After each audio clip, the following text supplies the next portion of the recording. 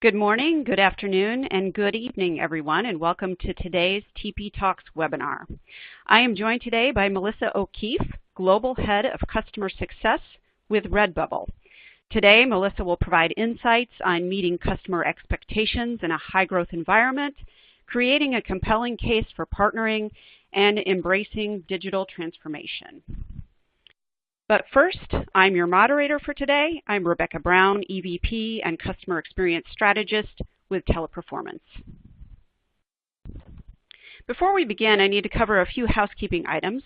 First, there are several related resources available for you to download in the Resources widget to the right of your screen. Second, this webinar is designed to be interactive. You will see multiple icons at the bottom of your console. If you have questions, as we'd love for you to interact with us, please submit your questions in the Q&A window on the left of your screen.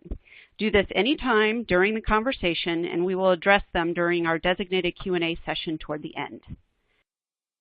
Third, should you have any technical issues, please click on the Help widget. It's the box that looks like a question mark.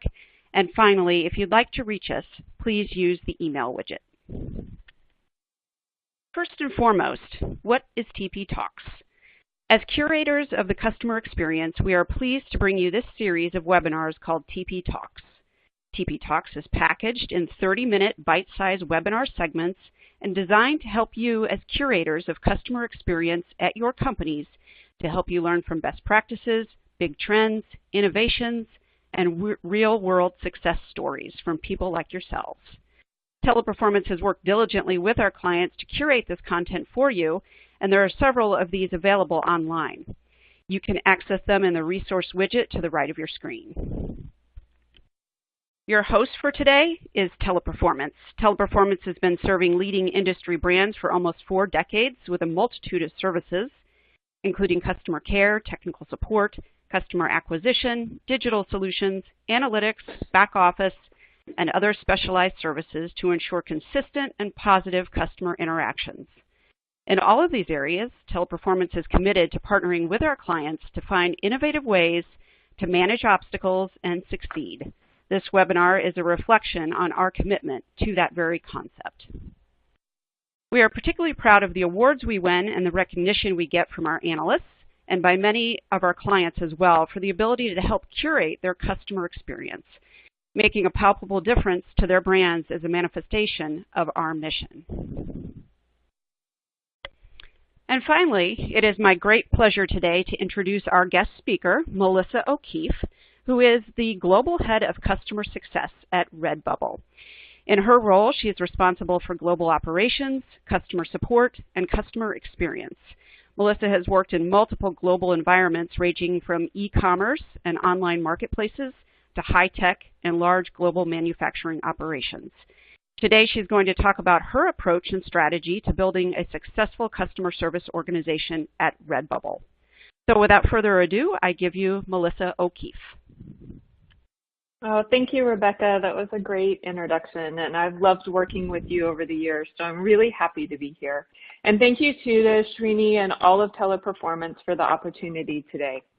Before we start, I thought I would share a little bit about Redbubble and our mission. We're an incredible online marketplace for artists, allowing artists, members, and buyers to come together and bring more creativity into the world. We're headquartered in Melbourne, Australia, and have offices in San Francisco, California, and Berlin, Germany.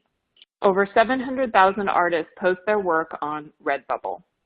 I think it's important, both of course because I think it's an amazing company, but also to set the context that we are a later stage startup, and the ability to focus on the top line growth is quite impactful and serious for our state of business.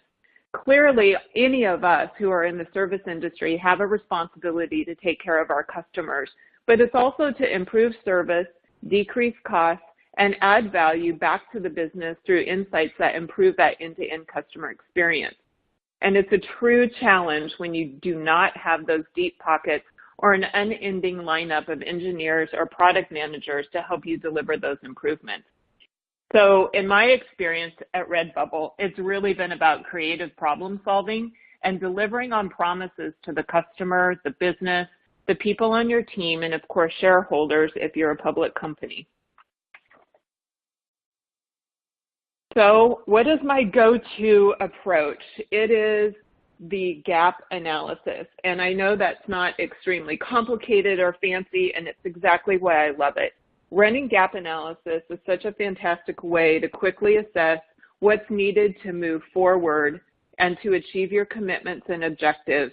And it can be applied to so many elements, from setting a business strategy to operating objectives or processes and procedures, and even taking a look at your organization structure and your people skills.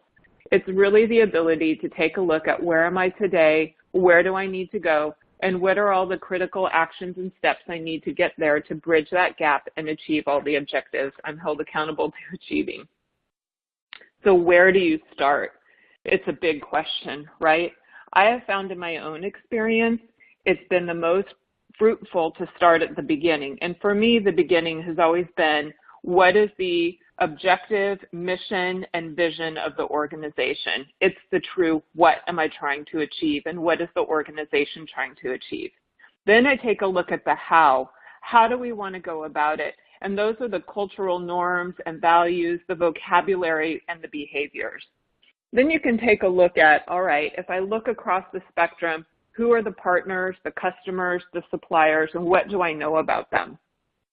Next, it's really helpful to take a look, or an inventory, or a SWOT analysis for those of you who use those, the strengths, weaknesses, opportunities, and threats for the business, and understand where your organization or business is along the lines of the business maturity cycle, anywhere from development to introduction, growth, maturity, and even decline, because it really helps you set the context and tone for the focus of both your initiatives as well as how you help the organization. And of course, it's important to know your reputation, not only out in your own marketplace and with your customers, but also with your internal partners as well as vendors and other suppliers who work with you. So after you have a really solid understanding of your own evaluation of the business and strategies, then you can take a look at where is your own organization today. Really take a hard look in the mirror. And do you understand in detail how your function's performing against expectations? And that can be a really scary thing to look at because, of course, nobody wants to fail. But it's really good to understand the reality of where you stand. What's your reputation? Are you at the table, or do you find out information as an afterthought, sometimes through your customers? Are you set up to scale and have flexibility to grow? And how do you really manage and deliver on those financial obligations in your budget?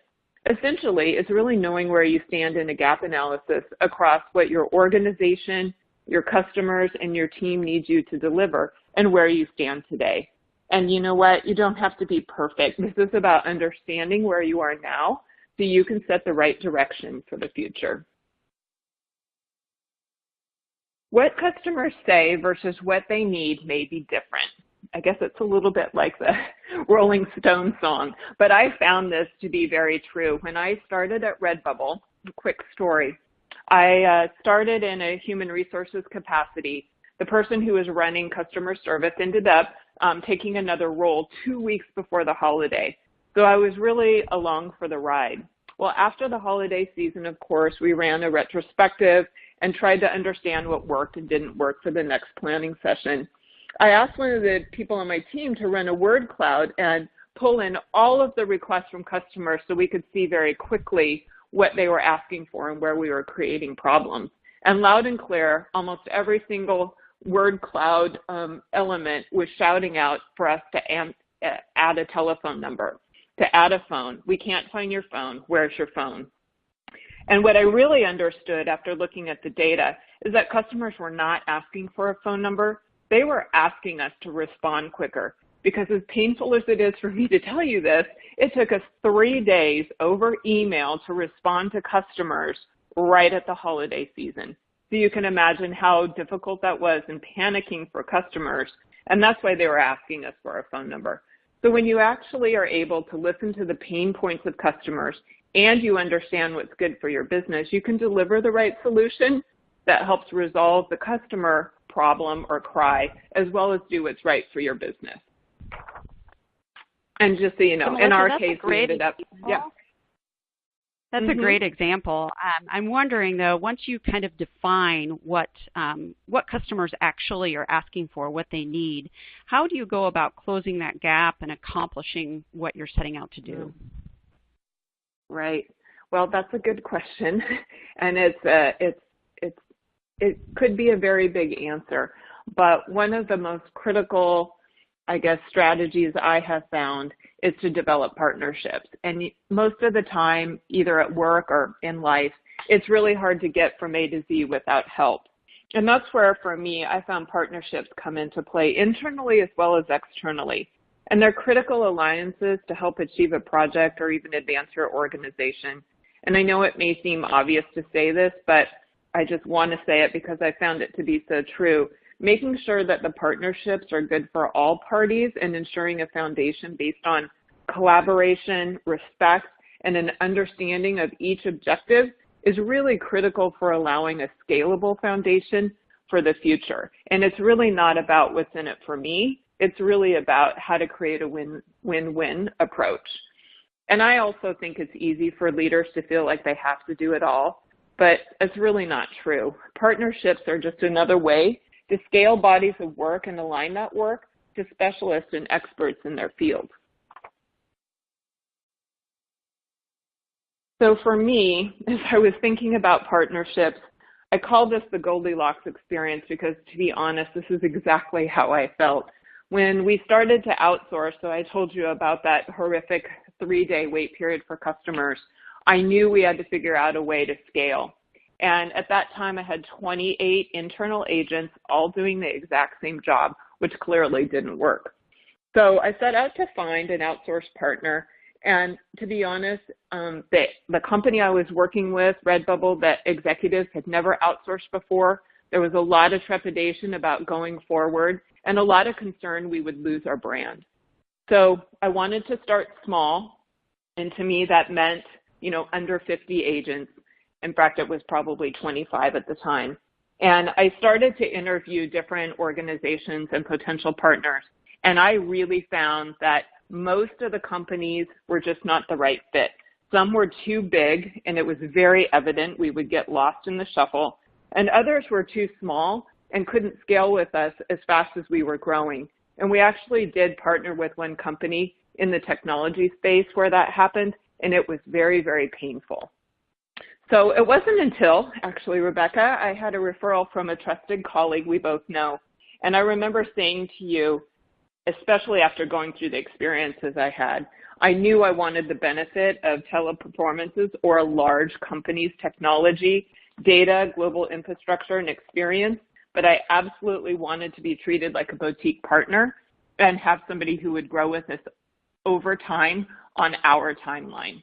And I'm really happy to say this has been a true perfect match. Now I've been able to promote and restructure my internal team and develop my strongest performers and outsource not only the frontline work to Teleperformance, but over time we've got these amazing specialty teams, which has been a win-win for both Redbubble as well as Guyana and Jamaica, where we have our site locations. And those teams are also able to grow and develop alongside Redbubble. So Melissa, I still remember to this day that very first phone call that we had, and you did such a good job just explaining in detail exactly what Redbubble was looking for. And I was able to take that information away, take that back internally, and look across our vast global footprint, and really come back with some strong recommendations on what locations we thought made the most sense for Redbubble. And a big piece of that was finding the right cultural match, right? So I know one question or one concern that a lot of companies feel when they're thinking about outsourcing is how do you make sure that you don't lose your culture when you're starting to work with a partner? Oh, sure. Yeah, and culture isn't just important because of the way the company feels. It is the brand. It is the statement of the company. And of course, anyone who has a problem is contacting the customer service organization, and that is a representation of the brand. So I completely get it. And I went through that too, so I can relate.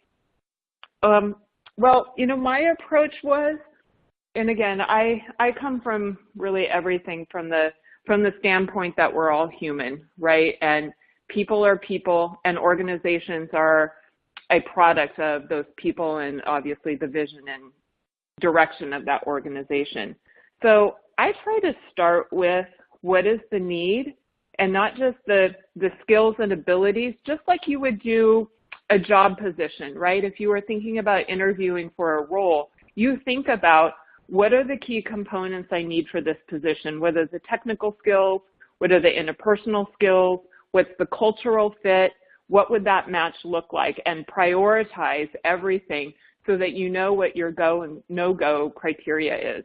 And that's really what I did, is we started mapping out and talking to not just other companies, but even the options that you had given us. We had interviews with different groups across Teleperformance until we found the right fit. And I knew the right fit because some of the language was the same, the approach to problem solving was the same, the ability to be frank and talk through issues as they arise, because that will happen, and not take it personally, but be very, very focused on how to initiate the resolution. I think those were all really important elements to making sure we had the potential to line up. And then after we decided to work with, well, we started with Guyana, as you know, we really work at it every single day and every year. So we have an annual review where we look at performance metrics, but we also measure how did we do along the lines of culture and voice and brand. And we have particular trainings that we present and have as part of the orientation. And we also, thanks to the willingness of Teleperformance, we reorganized the entire location where our team sits, and it's completely branded as Redbubble, the way the desks are organized, the way the day flows, the way the area is decorated. It's almost as if you walk out of Redbubble San Francisco and walk into Jamaica or walk into Guyana, and you still feel like you're in Redbubble. But we have to work at it, right? It's a daily process.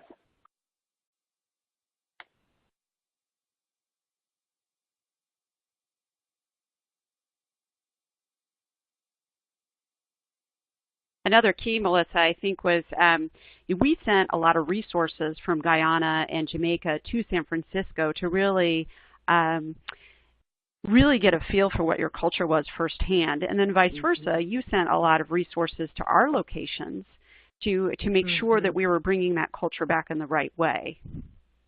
Yep, absolutely. And, you know, for any of you like us who are on a very, very tight budget, right, you know, we really were very thoughtful about who went and what was the purpose. And I sent people who had been on the line in Redbubble and had been moved up and promoted into positions, because they could talk not only about the culture, but they could talk from the point of the agent's experience. So I think it really helped infuse how you translate helping a customer who's frustrated, for example, in a voice and tone that is completely Redbubble. Yeah. So the next thing I wanted to just share is at least how I have thought about creating a roadmap. And this doesn't necessarily have to be just a roadmap for projects, but it's in my own mind, and I just found it to be helpful to think about how everything I'm trying to do aligns, because ultimately you need to ask, or you may be asking for something, be it financial support, resources. You may be wanting to get executive support for a direction or strategy you want to change. So this is just, for me, a helpful visual to think about, all right, what's the company going after in terms of the vision and the values? What's important to my boss and the executives? What am I trying to achieve for my own organization, and in this case, obviously, for the customer experience and for our partnerships?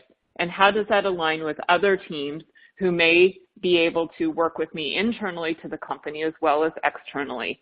And then I put my plan together. And my plan is really based on what is it that I'm asking for. And again, this can be a new software system. It can be a new org structure change you want to make. It could be a redirect with partnerships. It really can be any approach that you need to take to ensure you're achieving your objectives. So clearly, you probably won't talk about all of those steps in the roadmap, but in your own mind, if you can be really clear, it helps put together your plan. What are you trying to do? Who's your audience? Have you done your gap analysis? How long is it going to take? And what's that return on investment? So that when you go to an executive or you go to a committee or whatever, you set your budget, you're able to really clearly lay out what you're trying to do in the cost-benefit analysis, as well as what's the impact, not just, again, for your own organization and customers, but also for the business and tying it right back to all the key business objectives. And I have found doing that, I've had many more yeses than I have no's, even as I push the boundaries and start to do things in the organization that have never been done, which can be a little bit scary. So when I can tie what I'm trying to accomplish back to what the business or organization is trying to accomplish, I've been much more successful in getting the yes. So Melissa, we actually have been receiving some questions from the audience, and there's one that I think would fit really well here that I'll go ahead and ask. And that is, how do you approach partnering with other parts of your business where e-commerce and customer service intersect, but department objectives might not be completely aligned? Yeah, that's a tricky one. Well, and it's true, right? Because everybody has their own objectives they're going after. So every function or department has a purpose, and they do have their own goals they're trying to go after and achieve. But what I have found is at some point there is most likely a point of intersection where there are common goals or common opportunities for alignment. And again, if you take everything back to what's the objective of the business, you can trace back opportunities that will either, let's say in our case, improve the service for customers, decrease costs for the company, and improve that end-to-end experience, which is really what we're trying to drive, right? Because we want more customers to come back. We want people to advocate for us out in the marketplace. We want artists to be happy and to create more work.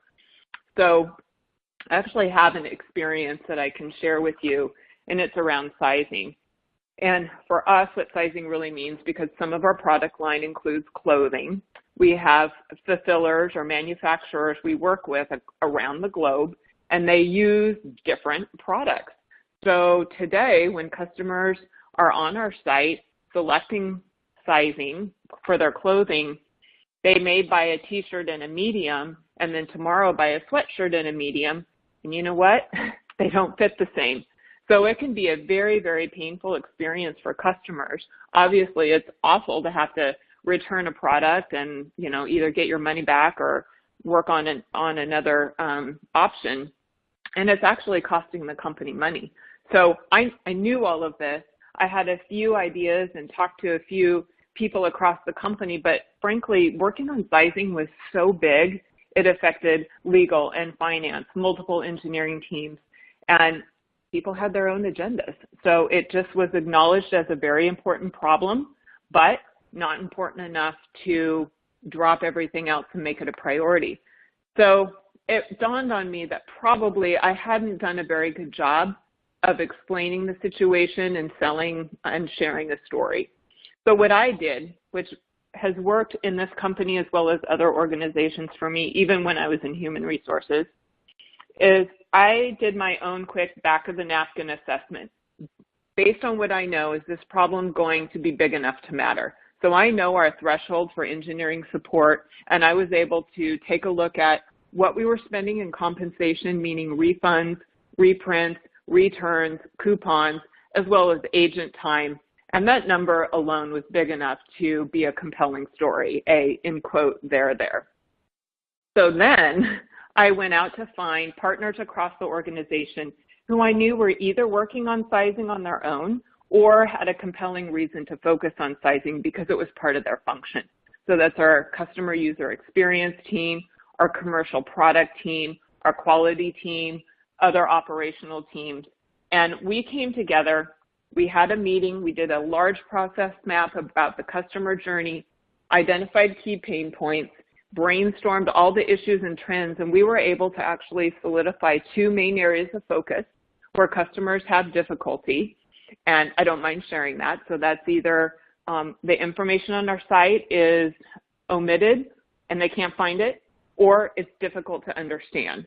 And from there, we were able to identify low-hanging fruit opportunities as well as more impactful but long-term projects.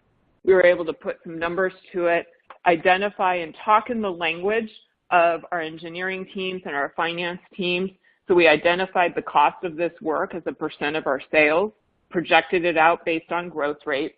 And now, because we had this cross-functional alignment and we're able to tie it back to some of the initiatives that we're working through the objectives of the company, we have our engineering and product teams very seriously looking at sizing as a committed roadmap item. And even our executive team is really supportive. When will that happen? I don't know, but I'm very, very thrilled that it's been taken seriously. It's actually on the agenda as a critical item to review and eventually resolve. And I honestly don't think that would have happened without, well, fortitude, I would say, but also collaboration, storytelling, and data-centric partnership. And that's both in the numbers as well as the customer pain points and explaining the impact to customers.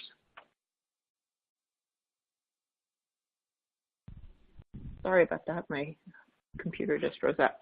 The other example I can share with you is a little bit different, and this is back when we started using Zendesk, which is for us, has been a phenomenal tool. And when we launched it, there were quite a few improvements we needed to make on our end, not the Zendesk end. And we didn't have the engineering, of course, resources allocated to help us. And it certainly wasn't because they didn't care, but they had their own projects they were working on.